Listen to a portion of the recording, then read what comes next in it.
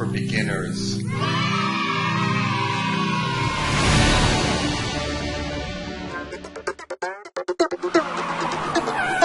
Dealing with Traps, Part 1.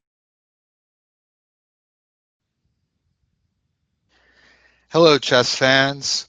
I'm Joel Benjamin. Welcome to Benjamin for Beginners, a series of instructional videos aimed at players starting out, particularly children. And we conclude the series by examining traps. Now, a trap is when you play a move hoping that your opponent will make a certain answer that will turn out to be a mistake. Okay, that's setting a trap for your opponent. And there is good in traps and there is bad in traps. And in the last two shows of the series, we're going to kind of learn a little bit about the difference. Today's game is, we see a trap that can work out very well for black if white is not careful. But I don't think that black should actually set this trap. I don't think it's really a good idea. And I'm going to explain all of this today so we'll know exactly what we need to know about traps. This is a good example of one because I've seen it many times in scholastic games. And it begins with a few normal developing moves. And then the move knight to d4. Now to me, if I'm playing white, I'm already a little bit on alert because this seems to be a strange looking move. Why is black moving that knight for a second time instead of making a normal developing move like bringing out his other knight or his bishop? Well, part of the reason that traps work is because players often let their guard down when they think their opponent has made a mistake. When you think your opponent has made a mistake, don't be too quick. Think, maybe he's trying to trick me. It could really be a mistake, but it could be a trick or a trap. And that's what this move is all about. The only reason why black plays this move is because he wants white to see that the knight can take this pawn on e5. And when kids play kids, very often, if white is a little bit advanced player, not a complete beginner, but strong enough to see that pawn is hanging, he'll very often go for that pawn. Knight takes e5, and then black answers queen to g5. And if white is smart, he'll stop in his tracks here and realize that this queen move not only attacks that knight, but also attacks his pawn on g2. Now, if you grab that pawn on e5, you should not have done so before really considering what black was going to do in response. And if you didn't, and black has played this, you find yourself in this position, now you really want to try to work your way out of it. And we're going to get to that in a minute. But first, we're going to see what happens most of the time, because unfortunately, most kids just go grabbing, and they do what is in the expression of my good friend and colleague, Grandmaster John Fedorovich, calls playing alone, where you're just thinking about what great stuff you can do. You're not paying enough attention to what your opponent is doing. And so the move knight takes f7 is what most kids play, because for some reason kids just love knight forks. Okay? And yeah, it gets that rook, but the queen is not going to be given up. The queen takes the pawn on g2, attacking the rook on h1, and that's a rather more serious threat than the knight capturing the rook on h8. And so usually white wakes up to that threat. I don't know if it will even help that much if he doesn't, if he didn't play this move, but rook f1, after rook f1, queen takes e4, bishop e2. Well, if white doesn't play bishop e2, the only other move is queen e2, but then knight takes queen, and black is going to be up a lot of material. So we see bishop e2, and then, shockingly, knight f3, and it's all over in 7 moves. And unfortunately, I've seen even some of the players that I've worked with have fallen victim to this trap.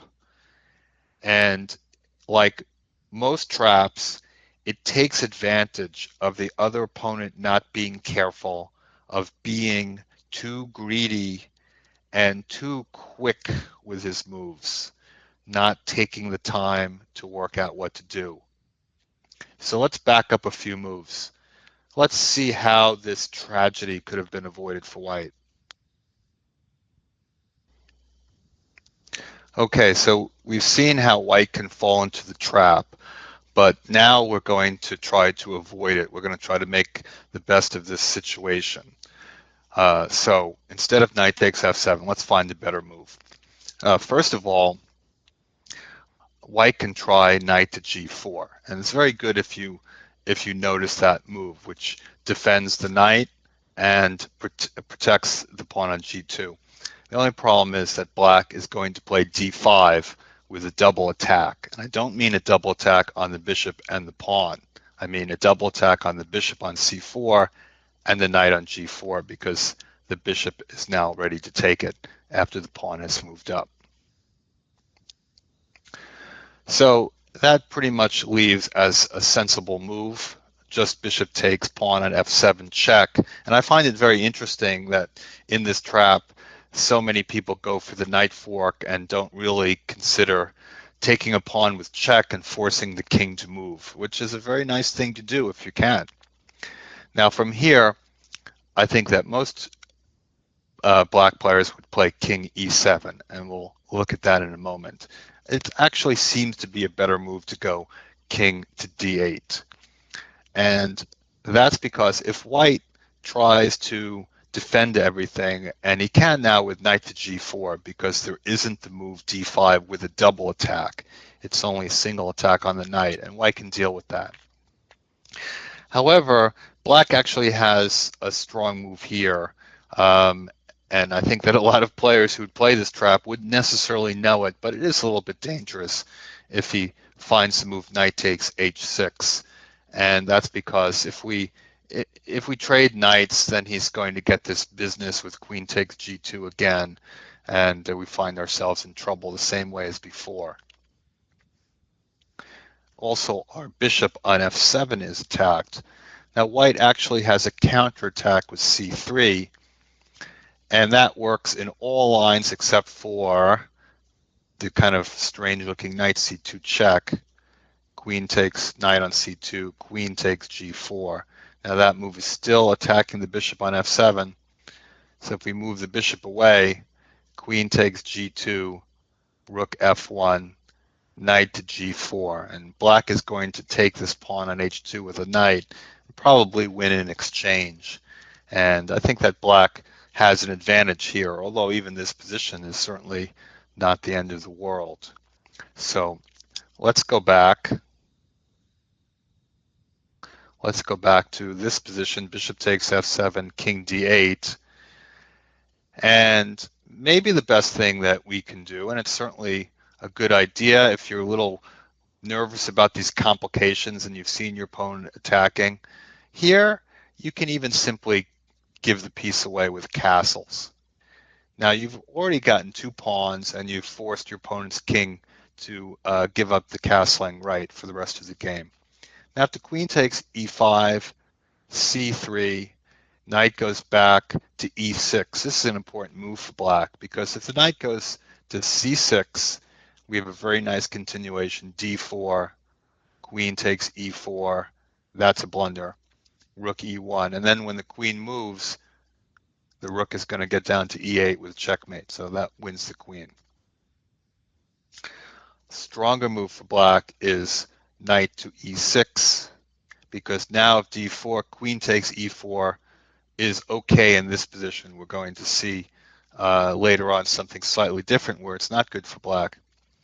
Here on d5, black has to move knight f4, and rook e1 here attacks the queen and threatens a mate on e8, but it does not pin the queen, so the queen is taking on g2. So actually after knight f4, black has a definite advantage. So looking at this position, I decided that white has to pretty much settle for the move d3. But I think that the position is reasonably okay for white. If black plays a move like bishop to d6, threatening checkmate, that's no problem. f4, we want this. Push those pawns right in his face. If knight f6, f4 is good again, chasing the queen around. The best move is probably queen f6, and then I think just bishop back to h5. And although black may technically have a slight advantage here with a piece for 2 pawns, white is better developed, safely castled. It's a nice pawn center. And I think the practical chances, meaning that if you actually played this position, I think that white would do pretty well, certainly on the beginner level. So this is certainly a lot better than that hideous loss, immediate loss that we had when we tried to take that pawn on f7 with the knight.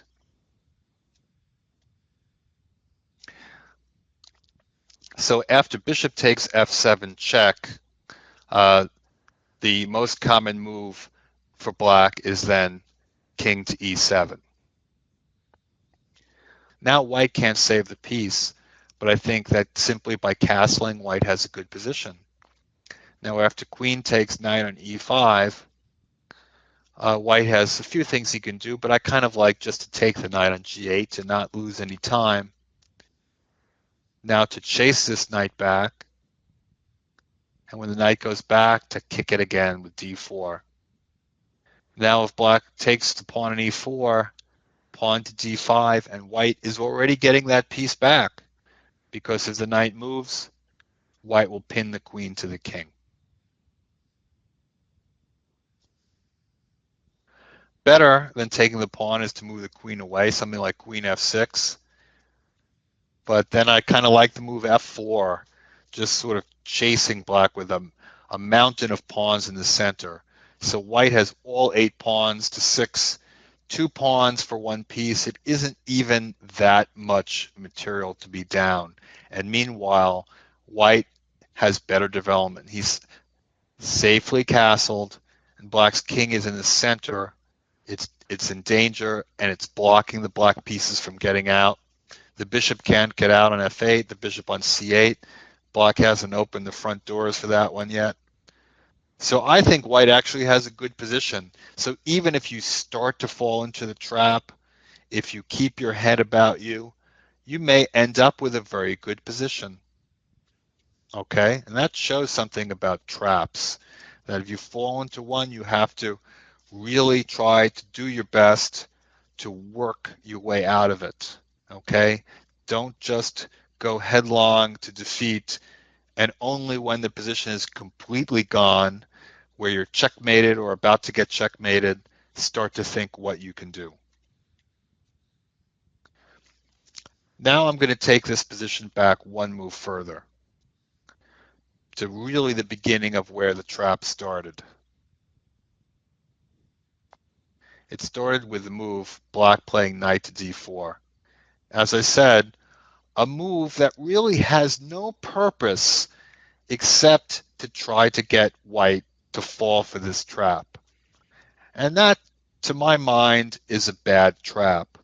Now, I know that there are a fair number of chess teachers who teach this trap to their students to try to get them some quick wins. And I even had a student a couple of years ago who learned of this trap. A friend of his taught him this trap, and he was begging me to play it in a tournament. And I told him, I said, I don't really want you to do it because it's hope chess. If your opponent doesn't fall for this trap, you're not going to be happy with this move. And I think that every move you play, you should be happy with whatever happens. Whatever your opponent does, you should be satisfied with that move. If you play this move that is only good against knight takes e5 and not good against other moves, I don't like that way of playing. I don't think that's a good way to become a stronger chess player. Now, if white knows the trap or sees it coming, or smells it, sniffs it out, white can find his way to a very, very nice opening position. And the simplest way to do that, I think, is to trade the knight on d4. And that's another reason why this trap isn't so good, because white may not even think of taking that pawn on e5. A lot of people just grab that knight, just trade those knights, and that's actually a very good move, because after e takes d4, white is in very good shape, and one simple thing to do is to castle. And if there's one thing that I like to teach my young players about the opening, it's always good to be developing very quickly. And you see here, white has developed his bishop. He brought his knight out, his king knight out. Black took 2 moves with his knight just to trade it, and now white is castled. So white is way ahead in the development game here, and black is going to really kind of struggle to get his pieces out just to survive the opening. So we see that if white is smart and plays the right way, then the trap just, nothing comes of it. Black just gets a bad position.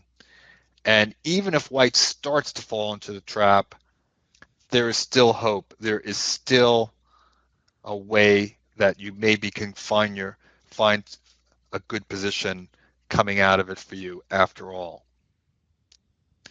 So let me just kind of recap a few things we learned about traps. Once again, you want to always be happy with your move, no matter how your opponent answers.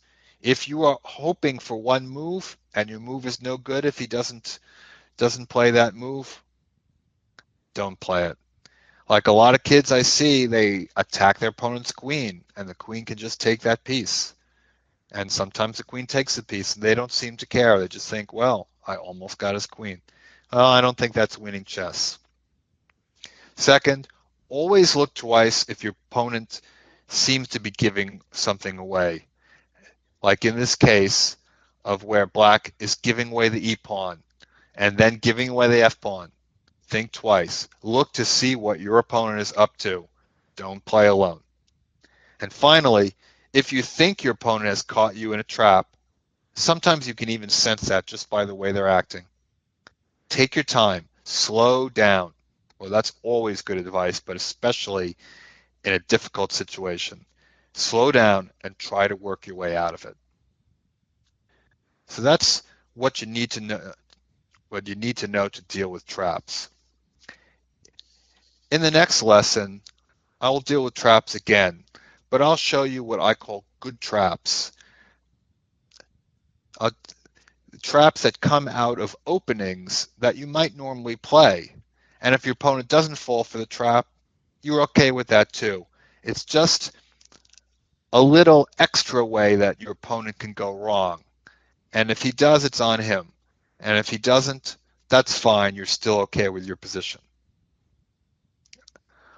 All right, I hope that was a very useful lesson for everybody today. And I'm Joel Benjamin, bringing to you Benjamin for Beginners. I hope that you'll come back and check out the next one, the 8th in our series, Benjamin for Beginners.